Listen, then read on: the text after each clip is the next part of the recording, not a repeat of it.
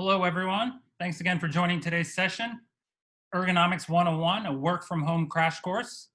I'm Musa Akel, Knotel's Director of Marketing. I'll be moderating today's session. As I just mentioned, we'll go for 30 minutes. We'll carve out about 5 minutes at the end for Q&A. So feel free to submit those through your Zoom portal, or feel free to email those to content@knotel.com. Love to carve out a little bit of time at the end, get some of your questions. We've got a couple of our top workplace strategy experts on the line to talk about workplace strategy and ergonomics and much more. So thanks again for joining. Before we dive in and before I introduce the special guest, I would like to ask all of you on the line, if you don't mind, let's take a quick second and answer the poll. We're trying to collect some data about how people are adjusting to this situation, setting up your work from home stations. Hope everybody and their families are safe and sound during this time. Most people are seated at a desk or table. We'll let this go for another 10, 15 seconds and then get the show on the road. Thanks again for participating, all.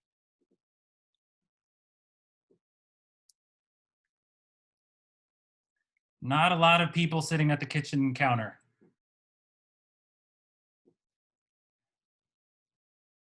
All right, 10 more seconds and we'll get this bad boy going.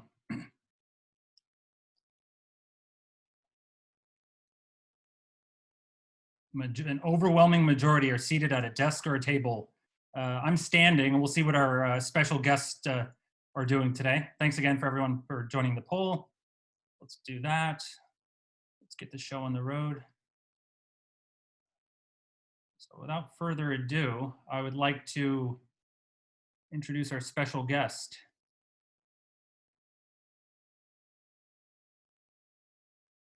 I'd like to introduce Uyum and Krystle, our senior workplace strategist and our head of workplace strategy and design on the West Coast. Ladies, thanks again for taking some time to join us today. Do you mind doing just a quick background and intro so we have some context on your expertise, and then I'll turn it over to you guys. Sure. Thanks, Musa. Hi, everyone. Thank you so much for dialing in today. I'm glad you all are able to make some time to talk about your ergonomics and health and wellness. So I'm Krystle Louie. I head up workplace strategy and design in San Francisco for the West Coast. And I'm joined today by Ulgem, who is our senior workplace strategist and also our resident ergonomic expert.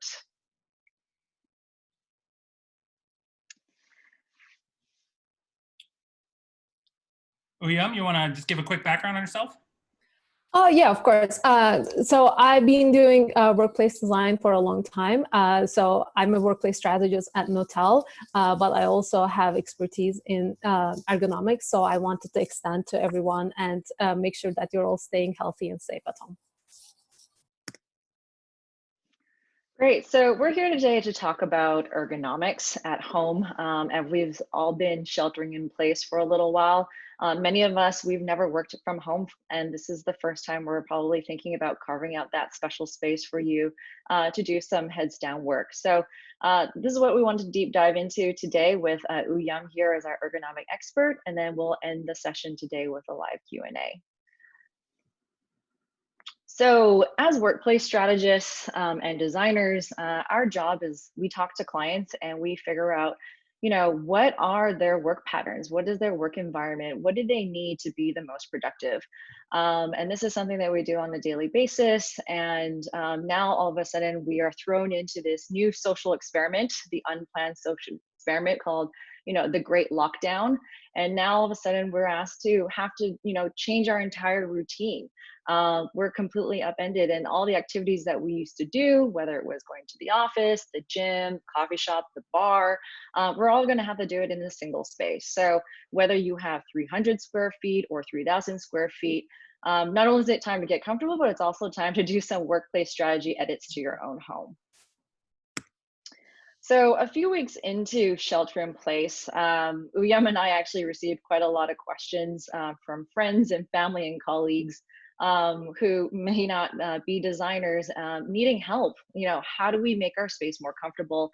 I'm getting neck pain, shoulder pain. I don't really know. I miss my stand-up desk. I was getting a lot of DIY images of people kind of like hacking their own ergonomic workstation. I actually had a friend who sent me a picture of their footstool that they were using as their laptop riser.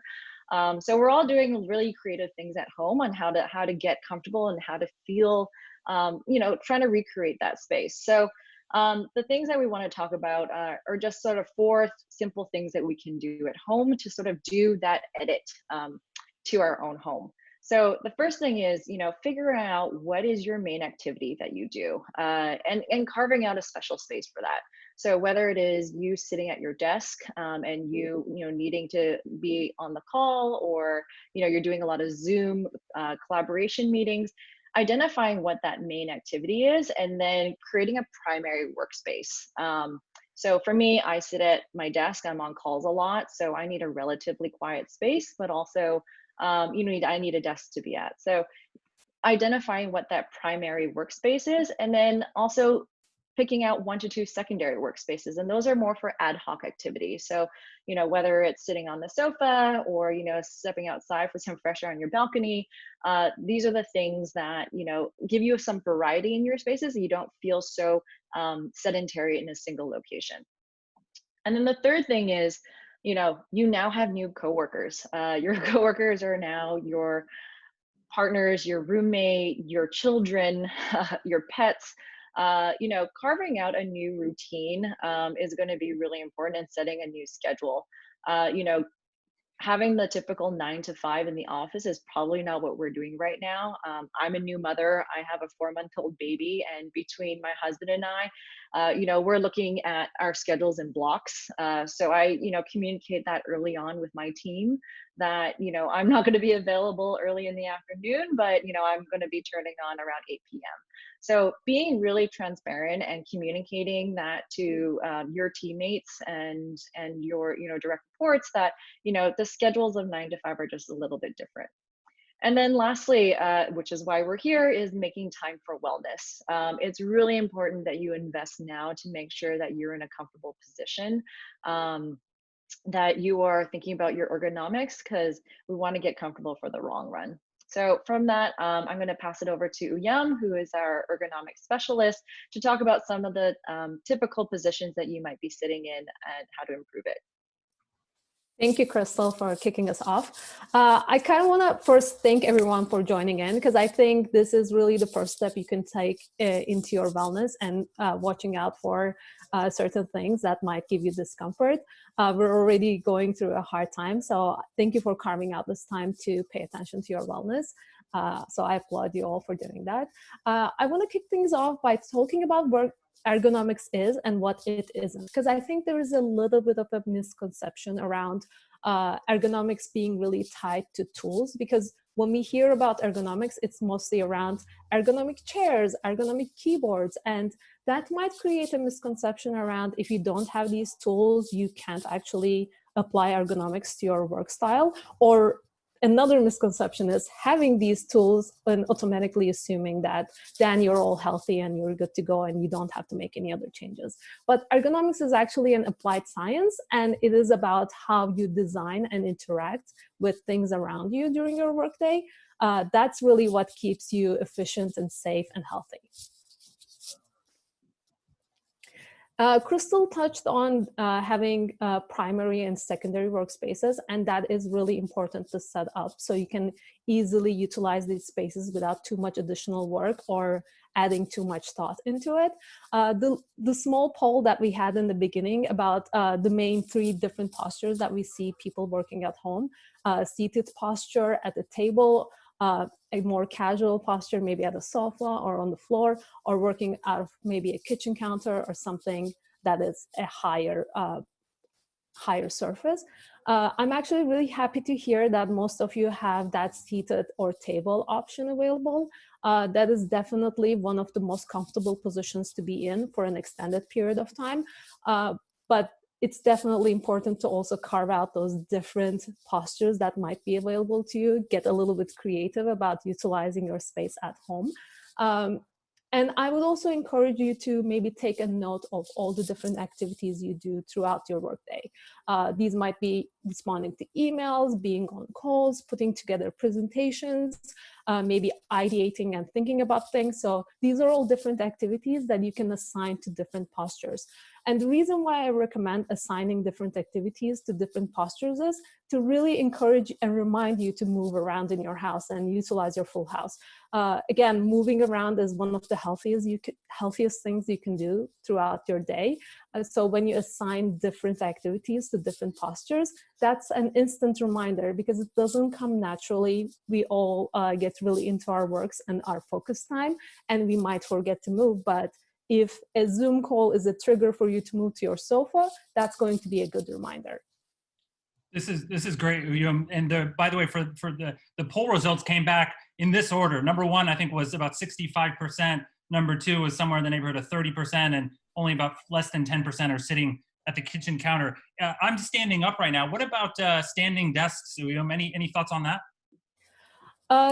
For me, standing desks are actually most important, not because you can stand up, because realistically, the data shows that a lot of people don't actually utilize their desks to stand up throughout the day, which is extremely healthy, but unfortunately it doesn't really happen. But I think the height adjustable desks are really great because then you can adjust it to your posture. So based on your height and proportions, you can lower your desk or raise your desk a little bit so it's more fit to your needs, which we're going to touch more about when we go into neutral posture.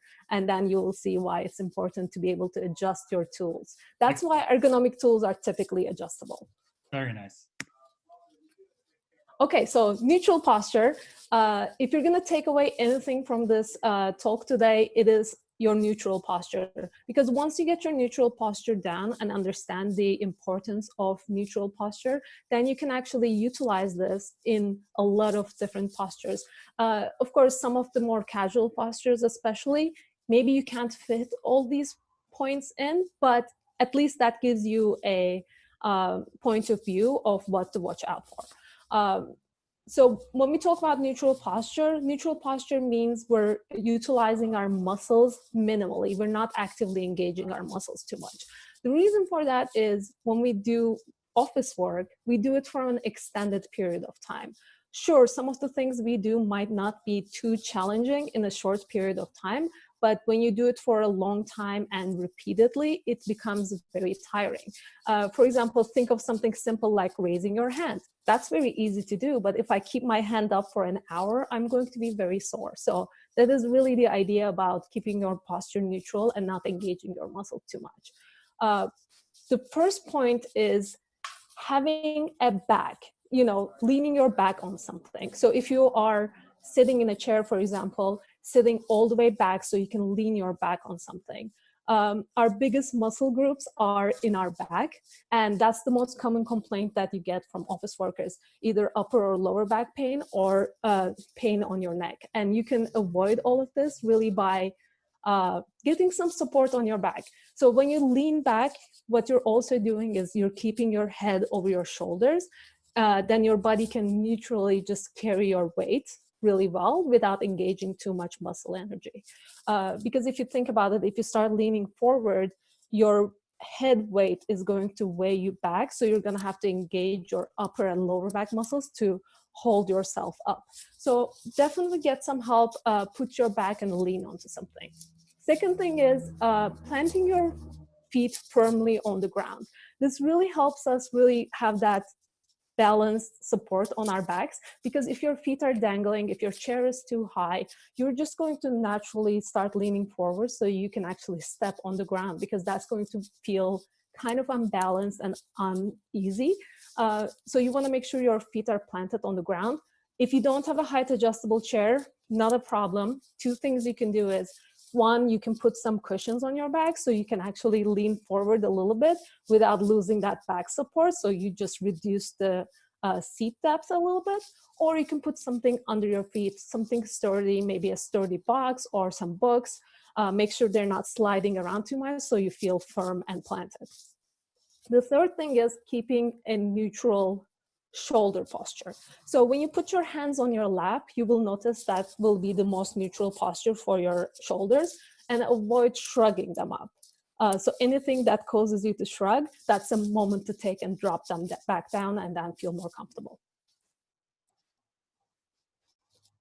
Okay, so we are trying to keep our neutral posture. That's the main goal here. Two things that you need to pay attention to so you don't lose that posture, because you can set yourself up really nicely, but when you start working, you might start losing that posture a little bit. And it is caused by two main things. One is, where are my hands? So as I mentioned, when you put your hands on your lap, that is the most neutral posture for your shoulders. So try to make sure that you don't deviate too much from that. And one way you can do that is, if you have a separate keyboard, definitely utilize that so you can get it closer to your laps. Another thing you can do is, if you have a height adjustable desk, you might want to raise it a little bit more so your table becomes lower, so you're not picking up your arms too much when you're using your hands. And again, when you do that, make sure you're still abiding by all the 3 points that we talked about in the previous slide. Put something under your feet if you're raising your chair. The other thing is, you don't want to be reaching out too far, because again, if you're reaching for something, you're leaving the back of your chair, which is something we don't want to do. So bring your keyboard closer, whatever you need, bring them closer to your body so you're not reaching out too far. And make sure your tools are aligned, because again, if you put your keyboard here, then you're twisting your body and you're not keeping that neutral posture. So you want to keep straight, and you don't want to twist your body too much. The second thing is adjusting your gaze and making sure that your gaze is not deviating you from your neutral posture. The first thing to do is, if you're using a monitor, which I'm sure all of you are at least part of your day, make sure the top of your monitor is aligned with your line of sight. This might feel a little bit unnatural at first, because most people actually have their monitors a little bit higher. But if you need to look up, then you're engaging a lot of your muscles. So you want to look either straight or a little bit down, ideally. So adjust your monitor a little bit so it meets that standard. Center your monitor, same as your keyboard, right? You don't want to be twisting your body or your neck repeatedly, because that might injure you over time or give you discomfort. The other thing to watch out for is making sure that you can see your screen really well. Make sure you adjust how far your monitor is from you, and also maybe adjust your font size. So this will be really dependent on how well you can see and the quality of your monitor. So play around a little bit with that, because again, we're trying to avoid you getting close to your monitor and leaving the back of your chair.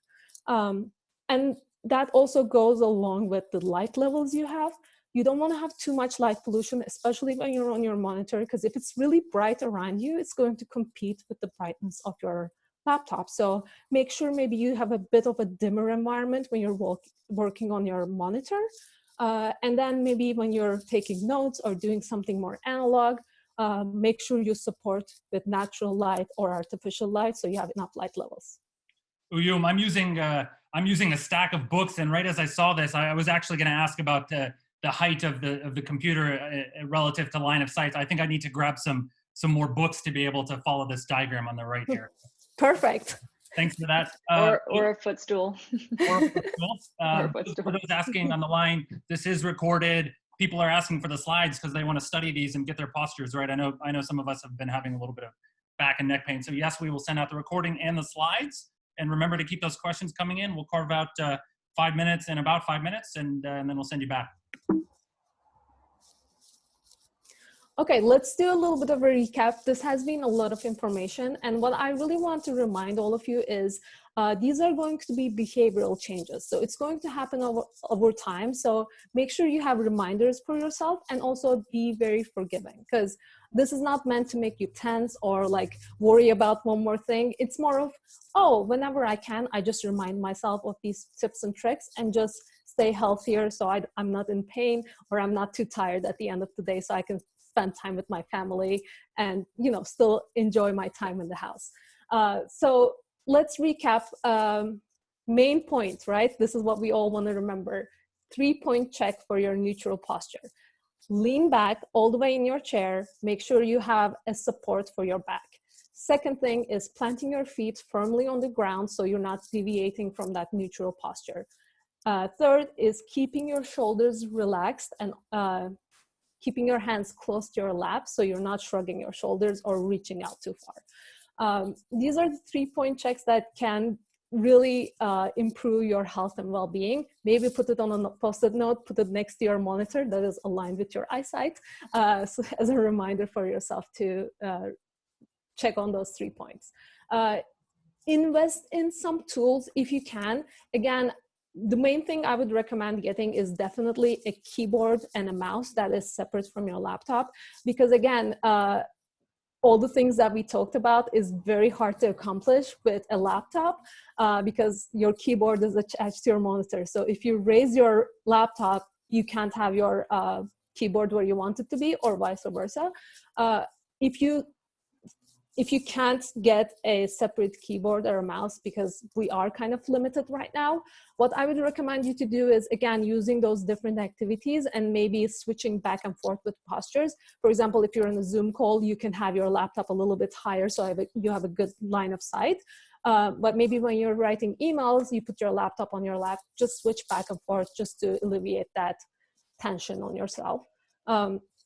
Relieve pressure points. So this is like when you do a body check of if you have pain somewhere, try to identify if there is a pressure on that part of your body. For example, if you're leaning your wrist on your desk when you're working, you might start getting some pain or sharp pain down your arms, or your legs might be hurting because you don't have good circulation, because your chair might be pushing against the soft tissue at the back of your legs.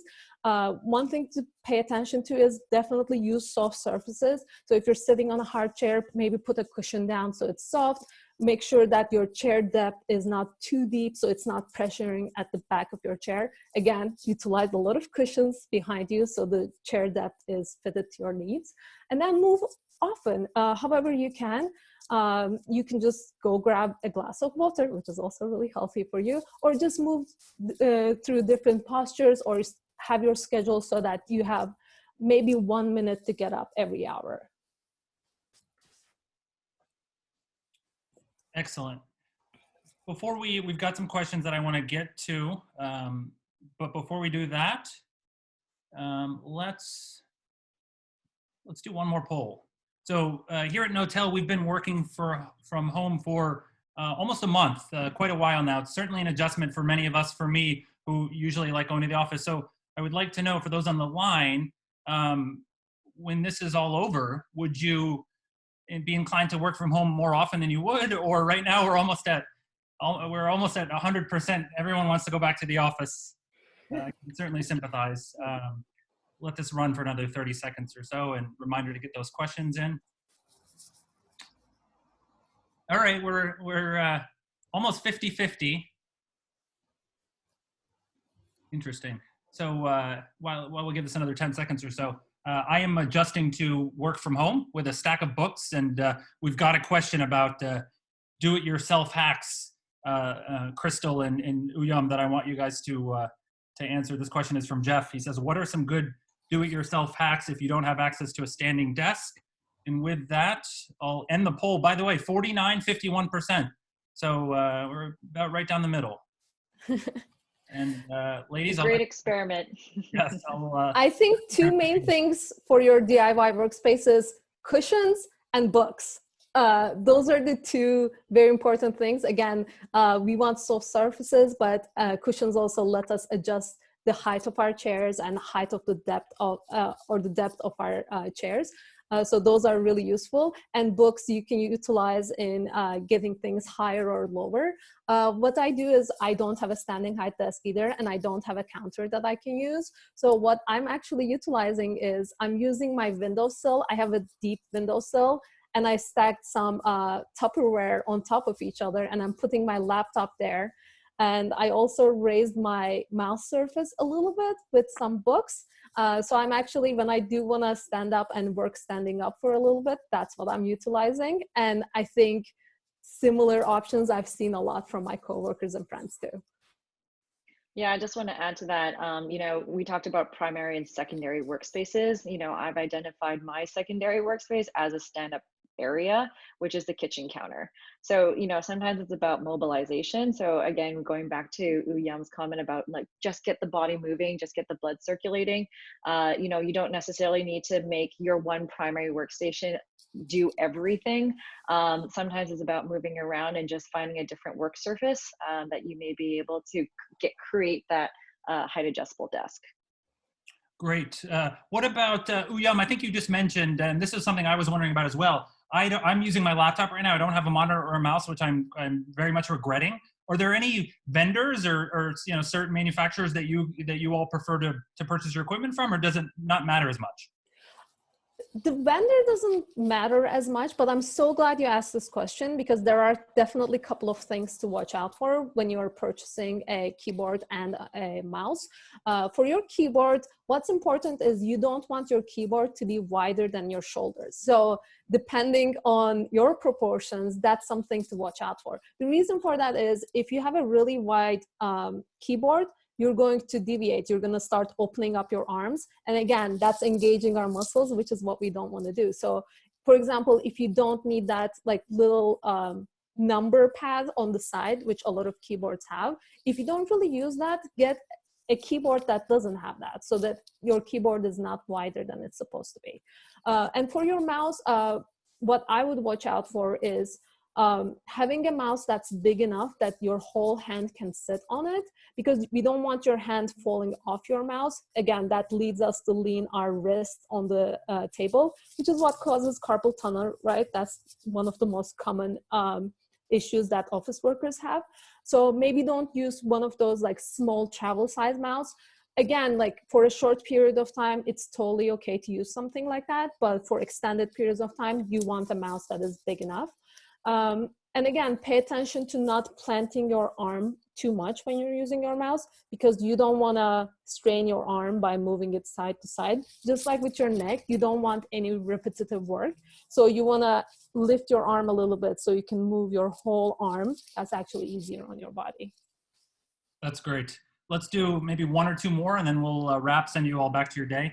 Krystle, I think this is probably well suited for you. Question from John. He asks, what sort of work are you doing to think about the future of the office during this great experiment? Before Krystle, before I invite you in, just for John, we actually did a webinar on this a couple weeks ago with our CEO Amal Sarva and one of our workplace strategists about what we call the post-virus office. So feel free to poke around on the Knotel website. We have a great session with a lot of good perspective on what the office will look like when we're all allowed to go back. But Krystle, interested in your thoughts on that. Yeah, I mean, it's definitely something that we are talking about every single day. Again, going back to the idea of this is the great social experiment that we all didn't plan for, but now we're taking full advantage of. The first thing is about health and sanitation, to make sure that we are all in a safe place. Social distancing is more behavioral, but how can we create workspaces that encourages people to not be so in such close quarters? So I think the most immediate thing that we're looking at right now is density. We may not be putting people into the amount of square footage that we used to. So we're probably going to start looking at increasing density and having fewer people come into the office. The second thing is, I think, just being more mindful of how we're using our workspaces, creating, touch points in which people can, wash their hands, use hand sanitizers, and just being more efficient in sharing workspaces. But I think the larger thing is more going to be around density and how we have previously looked at putting people in the office, and now, post-COVID, and also thinking about, remobilization, what that density looks like. Excellent. We've got just about a minute left, so I want to wrap up. I know there's more questions coming in. We will respond back to all of you, but also if you've got questions on ergonomics or workplace strategy, feel free to email the ladies, Uyum and Krystle. Thank you all for taking some time out of your day to join us. Really, I learned a ton. I'll be using a lot of this, hopefully solve some of this back pain. If you have general questions about Knotel or want to learn more, feel free to email content@knotel.com, poke around on our website. I will say we are doing another session next week on Krystle, what you call the great work from home experiment. We've started to collect some data from not only internal colleagues, but others as well. We're going to share some of that data next week. So be on the lookout for that. Thanks again, everyone, for joining us. Hope we added a little bit of value to your day. Hope you're staying safe, and we look forward to seeing you on the next one. Thank you all. Thanks, everyone. Thank you. Thanks for dialing in. Bye-bye.